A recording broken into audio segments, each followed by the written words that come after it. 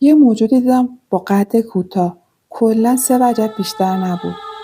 کله خیلی بزرگی داشت و دست و پاش پر از مو بود. سلام دوستان، به یک ویدیو دیگه خوش اومدید. بریم که با هم دیگه داستان امروز رو بشنویم. حدود 20 سال پیش وقتی که تعطیلات تابستون شروع شده بود، قرار شد که با خانواده بریم روستا دیدن خالم. خونه خالم توی جای خیلی خوش آب و هوا بود. بعد از اینکه به اونجا رسیدیم، قرار شد با 2 تا پسر خالام بریم و اطراف روستا رو بگردیم. بعد از اینکه گشت و گذار کردیم، به پسر خالم گفتم که اینجا خرگوش هم داریم؟ گفت آره داریم، تو زیر زمین خونمونه. بعد از اینکه رسیدیم خونه، بهش گفتم بریم و خرگوشا رو ببینیم. وقتی که وارد زیر زمین شدیم، یه استرس عجیبی داشت. توی زیر زمین دیوارهاش سیاه شده بود و یه مقداری کاه وسط زیر زمین ریخته بود و مقداری گندم و جو اونجا بود. بهش گفتم که پس کو خرگوشا، چرا من نمیبینمشون؟ پسر خاله‌ام بعد از اینکه یکم منمن کرد، گفت بابام دوست نداره اینجا باشیم، بهتره که بریم. اینطور فهمیدم که از یه چیزی میترسه. دیگه منم پیگیر نشدم و رفتیم بیرون. فردا صبح زود مادرم و خالم برای نماز بلند شده بودن. بعد از اینکه نمازشون خوندن، با همدیگه آروم صحبت میکردن. صحبتایی رو که میشنیدم با اون سن کمم برام یکم ترسناک بود و قابل فهم نبود. به مامانم گفت ما این خونه رو با قیمت خیلی کمی خریدیم. صاحب خونه این خونه رو به یک قیمت منصفانه گذاشته بود. ولی ما با این حال هنوز پول اون خونه رو به اون اندازه نداشتیم. و زمانی که از اون خونه دیدن کردیم، صاحب خونه به ما گفتش که چقدر پول دارید؟ گفتیم که ما اندازه اون پولی که شما گذاشتید اینجا رو برای فروش پول نداریم. نصف اون چیزی که فکر میکنید داریم. وقتی که ما قیمتی که بهش گفتیم رو شنید، گفت مبارکتون باشه، این خونه مال خودتون. ما بهش گفتیم آخه ما کل پولو که نداریم، نصف اون قیمتی که گفتید رو داریم.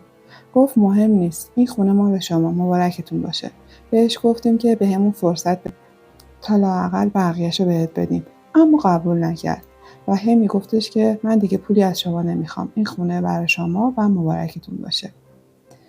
و ما هم هی اصرار میکردیم که حداقل بذار پولشو جور کنیم، اینجوری دوست نداریم. و میگفت من دیگه فرصتی ندارم، اگر تو این خونه بمونم میمیرم. فکر میکردیم که مریضه و دوست داره خونه رو بفروشه و بره یه جای دیگه و حالا هواش عوض بشه. یا فکر میکردیم لابد یه بیماری داره که حتما میخواد خونه رو بفروشه و خرج عملش کنه.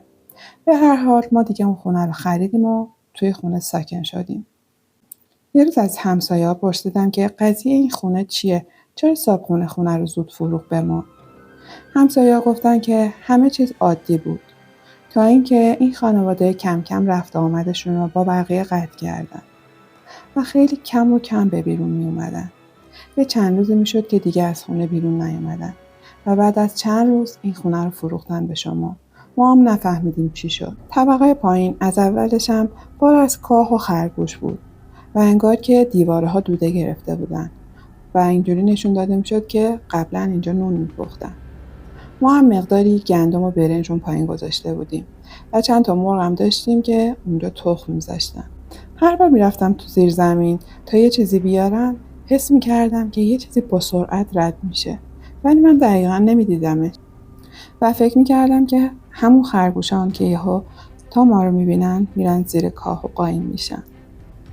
هر بار میرفتم سراغ کیسه‌های برنج نگاه می‌کردم و می‌دیدم از کیسه برنجا خالی شده و مقدارش هم رو زمین ریخته.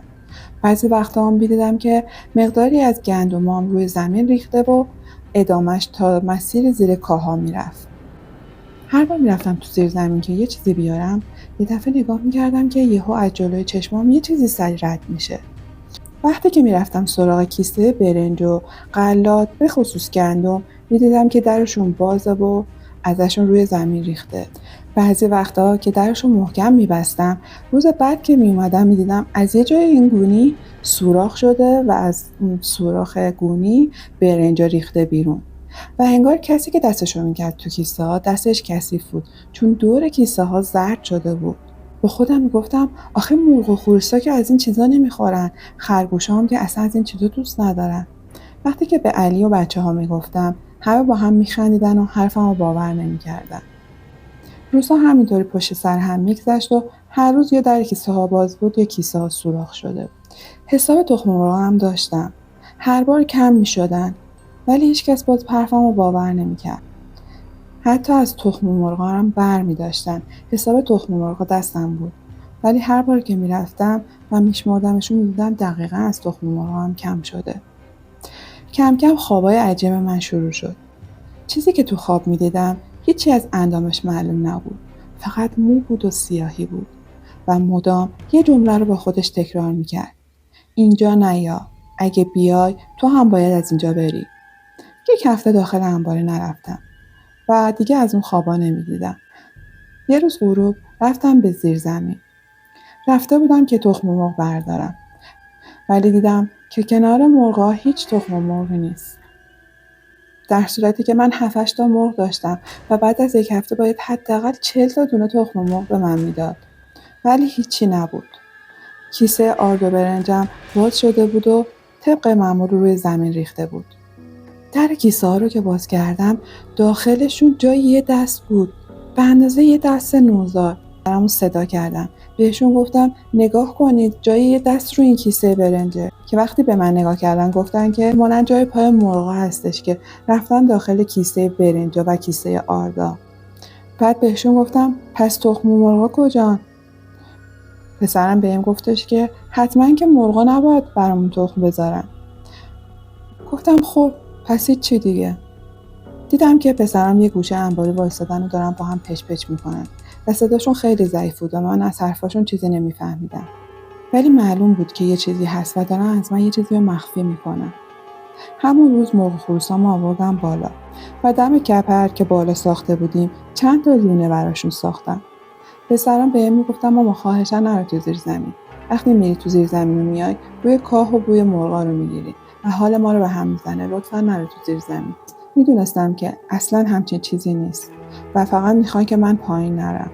مادرم بهش گفت خب راست میگه، حتما پسرات یه چیزی میدونن، شاید اونجا جن داره و میخوان بهت آسیبی برسونن. ولی خالم گفت یعنی من جن ندیدم یا کاراشون برام تازگی داره. هرچی بود جن نبود. همون روز چند بار رفتم تو زیر زمین و گونی خوراکی‌ها رو چک کردم. شب که شد دوباره خوابای عجیب و غریبم شروع شد. توی خوابم همون موجود رو دیدم که دفعه پیش دیده بودم. دوباره اون جمله رو تکرار میکرد. تو هم باید بری. فردا صبح من با بچه‌ها رفته بودن بیرون. دمدمای غروب بود که هوا تقریباً تاریک شده بود و انگار یه هوای طوفانی بود. یه لحظه یه حسی بهم گفت برم پایین تو زیر زمین. بلند شدم پاورچین رفتم تا دم پنجره انباری. وقتی که نگاهم به پنجره انباری افتاد دیدم که خرگوشام یه گوشه وایسادن و به یه چیزی زل زدن، انگار از یه چیزی ترسیدن. یکم جامو عوض کردم تا واضح ببینم که اینا دارن چی میبینن که اینقدر ترسیدن. چیزی که میدیدم باورش برام سخت بود. هر آن احساس میکردم قلبم داره از جاش کنده میشه. خدایا این چیه خلق کردی؟ این چه موجودیه؟